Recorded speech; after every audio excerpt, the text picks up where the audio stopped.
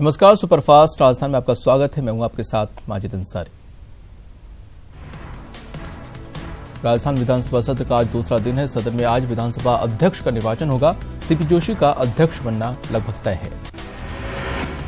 विधानसभा अध्यक्ष के निर्वाचन के लिए डॉक्टर सीपी जोशी ने मंगलवार को नामांकन दाखिल कर दिया। सीपी जोशी के सामने किसी ने नामांकन नहीं भरा है, इसलिए जोशी सर्वसम्मति से अध्यक्ष बनना उनका तय है। आज विधानसभा की कार्यवाही शुरू होने के बाद अध्यक्ष के निर्वाचन की प्रक्रिया पूरी होगी और उसके बाद जोशी सदन में अध्यक्ष का पद संभालेंगे। विधानसभा के सत्र के पहले दिन मुख्यमंत्री अशोक गहलोत ने अपनी सरकार के इरादे जाहिर किए। मीडियाकर्मियों से बातचीत में गहलोत ने कहा कि उनकी सरकार गरीब, जरूरतमंद और पिछड़ों के कल्याण के लिए काम करेगी और सबको साथ लेकर प्रदेश में विकास की रफ्तार को तेजी से आगे बढ़ाया जाएगा। राजस्थान की 15वीं विधानसभा का पहला सत्र मंगलवार से शुरू हुआ। पहले दिन प्रोटेम स्पीकर ने विधायकों को शपथ दिलाई। आज भी बचे हुए विधायकों को शपथ दिलाई जाएगी।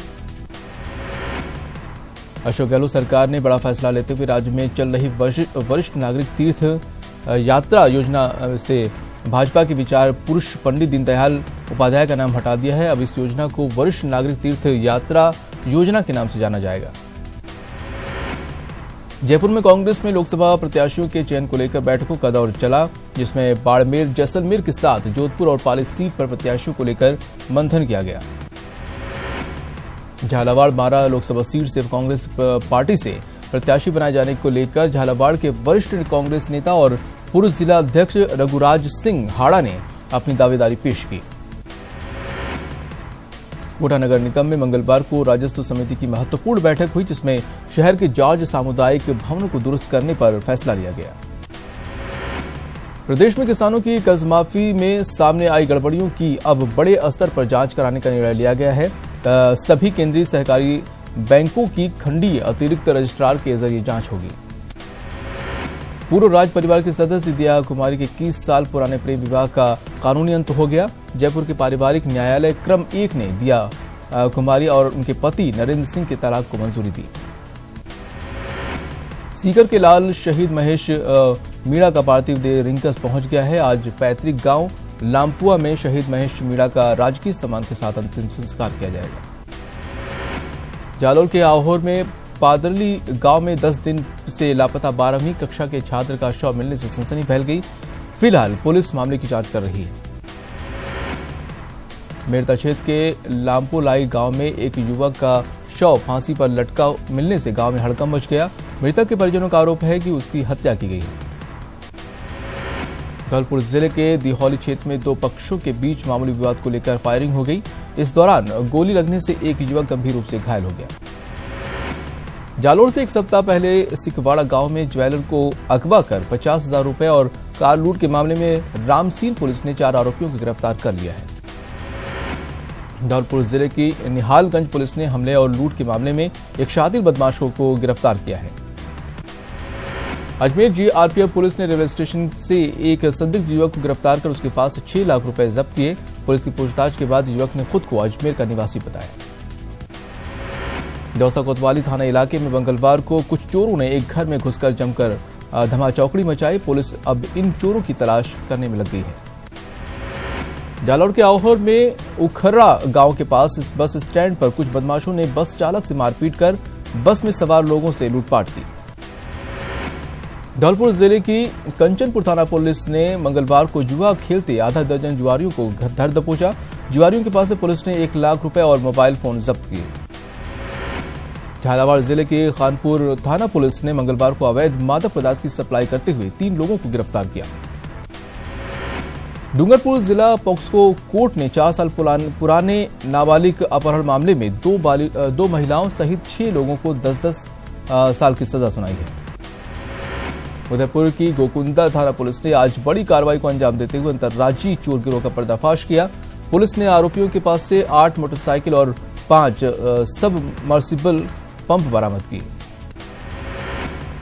गैंगस्टर सद्दा मंगलवार को टोंक जेल से जमानत पर रिहा हुआ। इस दौरान करीब 10 गाड़ियों में भरकर लोग जिला जेल के पास पहुंचे और हंगामा किया। पुलिस ने करीब 15 लोगों को हिरासत में लिया है। राजस्थान के उदयपुर में चलते ट्रक में आग लग गई। यह हादसा नेशनल हाईवे 8 पर हुआ। ट्रक में आग लगने की वजह शॉर्ट सर्किट बताई जा रही है। कोटा में कार और बाइक की टक्कर का सीसीटीवी फुटेज सामने आया। हादसे में बाइक सवार के पैर में फ्रैक्चर हो गया। प्रतापगढ़ के रंठाजना के भुवासिया में ट्रैक्टर ट्रॉली ने 3 मजदूरों को टक्कर मार दी, जिस हादसे में एक मजदूर की मौत हो गई और 2 मजदूर घायल हो गए। भीलवाड़ा के शाहपुरा थाना क्षेत्र में मंगलवार को एक कंप्रेसर की दुकान में हवा भरते वक्त अचानक विस्फोट हो गया, जिससे वहां मौजूद कुछ बच्चे घायल हो गए। बच्चों का इलाज जारी है। कोटा में पतंग लूटने के चक्कर में 13 वर्षीय एक बच्चा दाई नहर में जा गिरा, जिसकी तलाश अब भी जारी है। मसूदा के भकला गांव में पैंथर आने की खबर से गांव हरकत में आ गया है। वहीं वन विभाग की टीम पैंथर की तलाश में जुटी हुई है। जैसलमेर में लाठी क्षेत्र में वन विभाग को एक दुर्लभ प्रजाति का घायल पक्षी मिला, जिसे वन विभाग की टीम ने कब्जे में लेकर पशु चिकित्सालय में उपचार के लिए भेज दिया है। कोटा में प्रशासन की रोक के बावजूद मकर संक्रांति पर चालीस मांझा बेजुबान पक्षियों के लिए जानलेवा बना रहा। पहाड़ों पर हुई बर्फबारी का सीधा असर थार मरुस्थल पर देखा जा रहा है। शीतलहरी से कई जिलों में पारा जमाव बिंदु के करीब पहुंच गया है। वहीं कड़ाके की ठंड से किसानों की चिंता बढ़ गई है। राजस्थान में स्वाइन फ्लू का कहर जारी। प्रदेश में अब तक 36 लोगों की मौत हो चुकी है। वहीं पॉजिटिव मरीजों का आंकड़ा 900 के पार पहुंच गया है। मंगलवार को एक ही दिन में 4 मरीजों की स्वाइन फ्लू से मौत हो गई। वहीं 51 पॉजिटिव मामले सामने आए हैं। जोधपुर, जयपुर समेत 14 जिलों में स्वाइन फ्लू का प्रकोप है। कोटा में स्वाइन फ्लू ने चिकित्सा विभाग के संयुक्त निदेशक को भी चपेट में ले लिया। डॉक्टर हेमंत विजय की जांच रिपोर्ट पॉजिटिव आने के बाद चिकित्सा विभाग में हड़कंप मच गया है। प्रतापगढ़ के छोटी सादड़ी में एक 45 वर्षीय युवक की उदयपुर की अस्पताल में इलाज के दौरान मौत हो गई। मृतक की रिपोर्ट में मौत का कारण स्वाइन फ्लू बताया जा रहा है। प्रतापगढ़ जिला आयुर्वेद विभाग और महावीर चैरिटेबल सोसाइटी द्वारा स्वाइन फ्लू और मौसमी बीमारियों की रोकथाम के लिए शहरवासियों को आयुर्वेदिक काढ़ा पिलाया जा रहा है। भीलवाड़ा में पिछले वर्ष की तुलना में इस वर्ष गेहूं की फसल बुआई में कमी आई है। पहले साल 1,03,000 हेक्टेयर में बुआई हुई थी। इस बार मात्र 63 हेक्टेयर में ही बुआई हुई है। झुंझुनू में आग की चपेट में आकर एक कपड़ा व्यापारी का लाखों का सामान जलकर राख हो गया, जिसकी मदद के लिए आसपास के व्यापारियों ने चंदा इकट्ठा कर उसकी मदद की। टोंक जिला मुख्यालय के राजकीय देव नारायण बालिका विद्यालय में शिक्षकों की कमी के चलते मंगलवार को परिजनों ने स्कूल में ताला लगाकर विरोध प्रदर्शन किया। भरतपुर संभाग के पुलिस महानिरीक्षक भूपेंद्र साहू मंगलवार को करौली दौरे पर रहे। इस दौरान वो जिले के सभी डीएसपी और थाना अधिकारियों की बैठक लेकर कानून व्यवस्था की समीक्षा की। कोटा में 1 फरवरी से 4 फरवरी तक आयोजित होने वाले चंबल बायोडायवर्सिटी फेस्टिवल की तैयारियां पूरी कर ली गई हैं। चूरू के छापर में स्कूली बच्चों को जुगराम नहाटा परिवार के सौजन्य और भैरू जी ग्रुप की ओर से आधा दर्जन सरकारी गैर सरकारी स्कूलों में स्वेटर किए वितरित। चूरू के छापर में कालू कल्याण केंद्र में जरूरतमंद लोगों को कंबल वितरित किए गए। जसकरण दुधोडिया और गट देवी दुधोडिया की स्मृति में ये आयोजित किया गया। प्रतापगढ़ के पीपल खूंट में काम मांगो विशेष अभियान के तहत 2 दिवसीय महिला मेड प्रशिक्षण कार्यशाला में मनरेगा कार्यों की जानकारी दी गई। झुंझुनू में SFI राज्य सम्मेलन 13 फरवरी से शुरू होने जा रहा है, जिसको लेकर तैयारियां शुरू हो गई हैं। चूरू के राज लदेसर निवासी लाटा दंपति ने मकर संक्रांति पर दुपहिया वाहन चालकों को हेलमेट का दान करके सड़क सुरक्षा के लिए प्रेरित किया। ABVP की ओर से भारत गौरव यात्रा के तहत नॉर्थ ईस्ट के 7 राज्यों से विद्यार्थी यात्रा कर रहे हैं। गुवाहाटी से 3 समूहों में परिषद के बैनर तले 30 छात्रों का दल जयपुर पहुंच गया है। सरदार शहर कस्बे में चल रहे सेना भर्ती के दूसरे दिन युवाओं में देशभक्ति का जुनून जमकर देखने को मिला। यहां आए युवाओं ने भारत माता के जमकर नारे लगाए। झुंझुनू के शहीद स्मारक में मंगलवार को 80वां आर्मी डे मनाया गया। इस मौके पर पूर्व सैनिक संगठन के अलावा अन्य मौजूद लोगों ने हिस्सा लिया और शहीद की प्रतिमा पर पुष्प चक्र अर्पित कर उन्हें याद किया। भारतीय सेना दिवस के मौके पर मंगलवार को उदयपुर में सैनिक परिवारों का सम्मान किया गया। बीजेपी आज से अगले 4 दिनों तक देश के करीब 50 से अधिक प्रमुख स्थानों पर प्रेस कॉन्फ्रेंस करेगी। केंद्र सरकार के वरिष्ठ मंत्री, भाजपा शासित राज्यों के मुख्यमंत्री, उप मुख्यमंत्री और पूर्व मुख्यमंत्री और साथ में राज्य सरकारों के वरिष्ठ मंत्री अलग अलग जगहों पर प्रेस कॉन्फ्रेंस को संबोधित करेंगे। प्रेस कॉन्फ्रेंस के माध्यम से बीजेपी के राष्ट्रीय अधिवेशन का संदेश आम लोगों और पार्टी कार्यकर्ताओं तक पहुंचाया जाएगा। इसके अलावा संसद के शीतकालीन सत्र में केंद्र सरकार द्वारा पेश किए गए विधेयकों के बारे में भी लोगों को बताया जाएगा। प्रधानमंत्री नरेंद्र मोदी ने सबरीमाला मुद्दे पर केरल की पिनराई विजयन सरकार पर जमकर हमला बोला है। कोलम में एक जनसभा को संबोधित करते हुए नरेंद्र मोदी ने कहा कि इस मुद्दे पर केरल की एलडीएफ सरकार का आचरण इतिहास में एक बेहद शर्मनाक व्यवहार के तौर पर जाना जाएगा। कर्नाटक की एचडी कुमार स्वामी सरकार पर संकट गहराता दिख रहा है। जेडीएस कांग्रेस की गठबंधन सरकार से 2 निर्दलीय विधायकों के समर्थन वापस लेने के साथ ही राज्य की राजनीति में शह और मात का खेल तेज हो गया है। हालांकि मुख्यमंत्री एचडी कुमार स्वामी ने कहा है कि कर्नाटक सरकार स्थिर है और इस पर कोई संकट नहीं है। साथ ही इन्होंने बीजेपी पर विधायकों की खरीद फरोख्त और जेडीएस कांग्रेस गठबंधन की सरकार गिराने की साजिश रचने का आरोप लगाया है। इस बीच खबर है कि कांग्रेस के 4 से 5 विधायक मुंबई में मौजूद हैं। वहीं किसी भी तरह की टूट से बचने के लिए बीजेपी के सभी विधायक हरियाणा के एक रिजॉर्ट में ठहराए गए हैं। मानव संसाधन विकास मंत्रालय ने मंगलवार को सरकारी और वित्त पोषित प्रौद्योगिकी संस्थानों के शिक्षकों को 7वें वेतन आयोग की सिफारिशों का लाभ देने के प्रस्ताव को मंजूरी दे दी है। शैक्षणिक कर्मचारियों को दिए जाने वाले 7वें पे कमीशन के लिए केंद्र सरकार को 1241.78 करोड़ रुपए खर्च करने होंगे। इससे पहले कुछ राज्यों ने 7वें पे कमीशन की सिफारिशों को अपने कर्मचारियों के लिए लागू किया था, लेकिन अब केंद्र सरकार ने इस पर बड़ा ऐलान कर दिया है। मानव संसाधन विकास मंत्रालय की ओर से कहा गया है कि शिक्षण सत्र 2019-20 से ही सामान्य श्रेणी की आर्थिक रूप से कमजोर वर्ग के लिए 10% आरक्षण को लागू किया जाएगा। इसके साथ ही देश भर में उच्च शिक्षा संस्थानों और विश्वविद्यालयों में करीब 25% सीटें बढ़ाई जाएंगी। जेडीयू के राष्ट्रीय पदाधिकारियों की अहम बैठक 20 जनवरी को पटना में बुलाई गई है। इस बैठक की अध्यक्षता पार्टी के राष्ट्रीय अध्यक्ष नीतीश कुमार करेंगे। इस दौरान लोकसभा चुनाव की तैयारियों पर चर्चा की जाएगी। मकर संक्रांति के बाद बिहार के सियासी हलके में बड़ा बदलाव देखने की संभावना जताई जा रही है। जेडीयू के प्रदेश अध्यक्ष वशिष्ठ नारायण सिंह ने संकेत दिए हैं कि बहुत जल्द महागठबंधन को एनडीए झटका दे सकता है। वशिष्ठ ने कहा कि विरोधी गुट के कई नेता एनडीए के संपर्क में हैं। लोजपा संसदीय बोर्ड के अध्यक्ष चिराग पासवान ने मंदिर मुद्दे को लेकर शिवसेना पर बड़ा हमला बोला। चिराग पासवान ने शिवसेना पर वोट बैंक की राजनीति का आरोप लगाया। चिराग ने मुंबई में उत्तर भारतीयों को पीटे जाने पर भी सवाल उठाया है। सांसद चिराग पासवान ने महागठबंधन पर भी हमला बोला। उन्होंने कहा कि उत्तर प्रदेश से ही महागठबंधन के पतन और बिखराव की शुरुआत हो चुकी है। चिराग ने कहा कि कांग्रेस बड़ी पार्टी है, लेकिन सपा और बसपा ने कांग्रेस को कोई तवज्जो नहीं दिया है। बीजेपी के राष्ट्रीय अध्यक्ष अमित शाह 19 जनवरी को झारखंड के गोड्डा दौरे पर आएंगे। अमित शाह के दौरे को लेकर गोड्डा में बीजेपी के नेताओं ने बैठक की। बैठक में अमित शाह के कार्यक्रम को सफल बनाने की रणनीति बनाई गई। आरजेडी नेता तेज प्रताप यादव ने केंद्रीय मंत्री रामविलास पासवान के खिलाफ कड़ी प्रतिक्रिया दी है। तेज प्रताप ने रामविलास पासवान को एनडीए का दुर्योधन करार दिया। बिहार में मकर संक्रांति के मौके पर कांग्रेस की ओर से सदाकत आश्रम में दही चूड़ा के भोज का आयोजन किया गया। सदाकत आश्रम में आयोजित समारोह में महागठबंधन के तमाम नेता शामिल हुए। कांग्रेस की दावत में तेजस्वी यादव, उपेंद्र कुशवाहा, उदय नारायण चौधरी, विशिष्ट पटेल सहित कई दल के नेता मौजूद रहे। भोज को महागठबंधन की ओर से एकजुटता का प्रदर्शन भी माना जा रहा है। झारखंड सरकार ने आर्थिक रूप से पिछड़े सामान्य वर्ग के लोगों को सरकारी नौकरी और शिक्षण संस्थानों में 10% आरक्षण की व्यवस्था को लागू कर दिया है। इसके साथ ही गुजरात और तेलंगाना के बाद झारखंड सवर्णों को आरक्षण देने वाला तीसरा राज्य बन गया है। झारखंड में राज्यसभा सांसद मुख्तार अब्बास नकवी और सांसद महेश पोद्दार को हाईकोर्ट से राहत नहीं मिली। दोनों के राज्यसभा चुनाव को चुनौती देने वाली याचिका पर सुनवाई जारी रखने का हाईकोर्ट ने आदेश दिया है।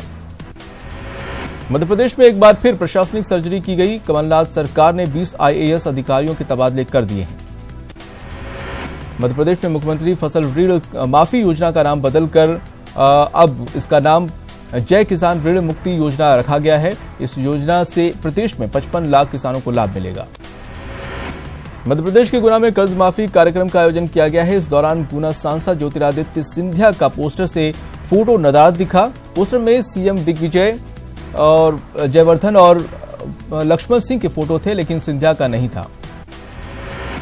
मध्य प्रदेश में किसानों की कर्ज माफी योजना के कार्यक्रम में खाद्य आपूर्ति मंत्री प्रद्युम्न सिंह मंच पर सोते नजर आए। किसान ऋण माफी योजना के तहत कार्यक्रम का आयोजन किया गया था। मध्य प्रदेश में कांग्रेस नेता हेमंत कटारे पर दलित के साथ मारपीट का आरोप लगा है, जिसमें हाईकोर्ट की ग्वालियर बेंच ने हेमंत कटारे के खिलाफ गिरफ्तारी के आदेश दिए हैं। साथ ही पीड़ित पक्ष को प्रशासन से सुरक्षा देने का आदेश भी हाईकोर्ट ने दिया है।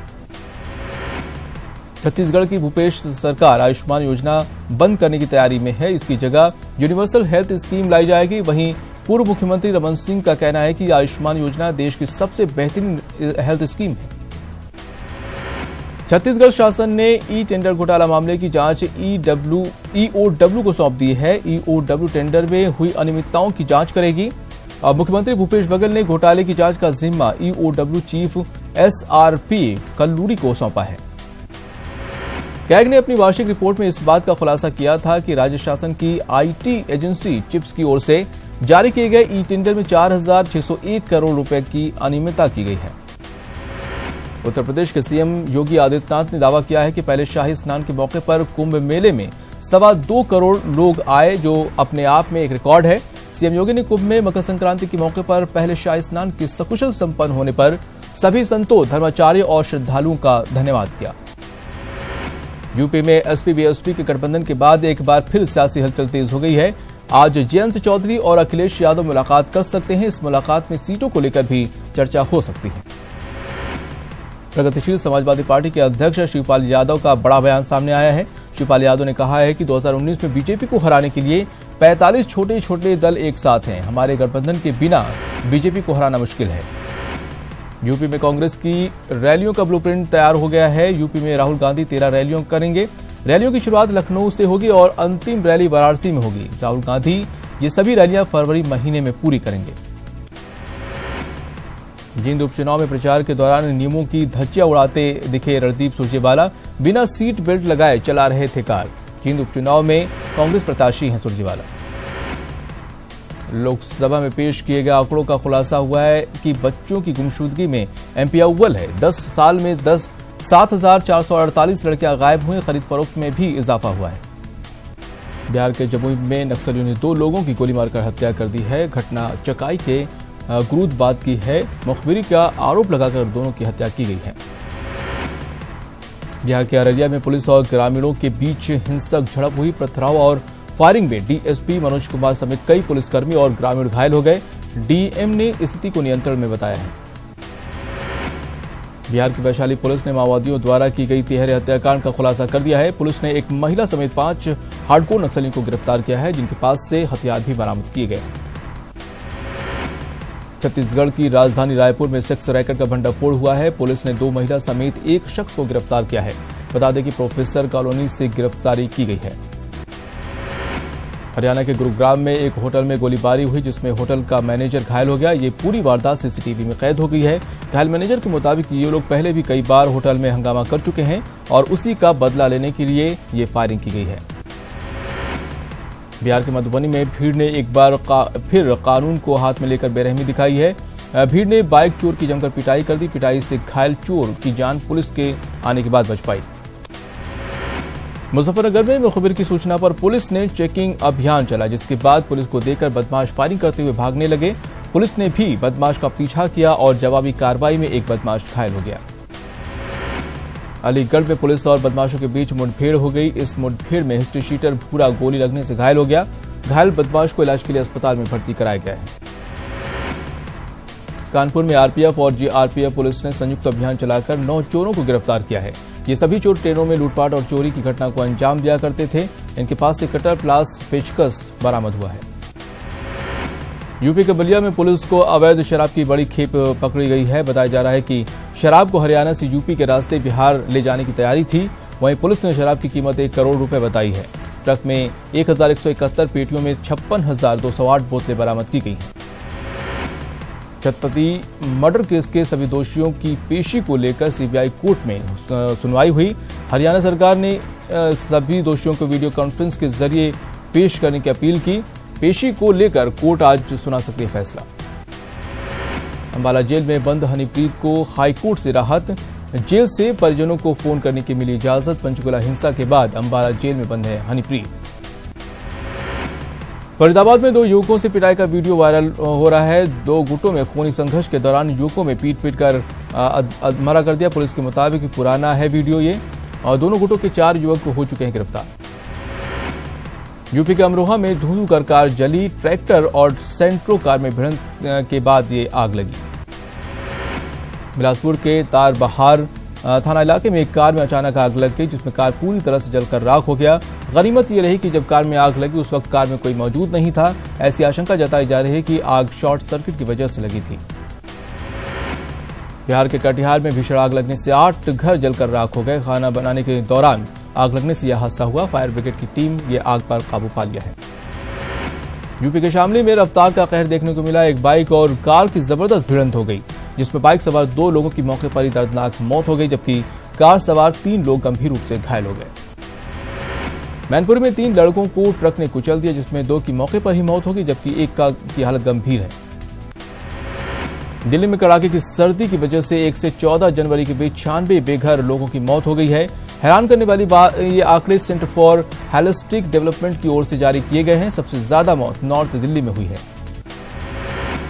सेंटर फॉर होलिस्टिक डेवलपमेंट के आंकड़ों के मुताबिक दिसंबर 2018 से जनवरी 2019 तक कुल 331 लोगों की ठंड से मौत हो चुकी है। इसमें 235 लोगों ने पिछले दिसंबर महीने में अपनी जान गंवाई। ये सब लोग बेघर थे जो राजधानी दिल्ली में काम की तलाश में रोजी रोटी के लिए आए हुए थे। और इसी के साथ इस बुलेटिन में इतना ही। दीजिए इजाजत। नमस्कार।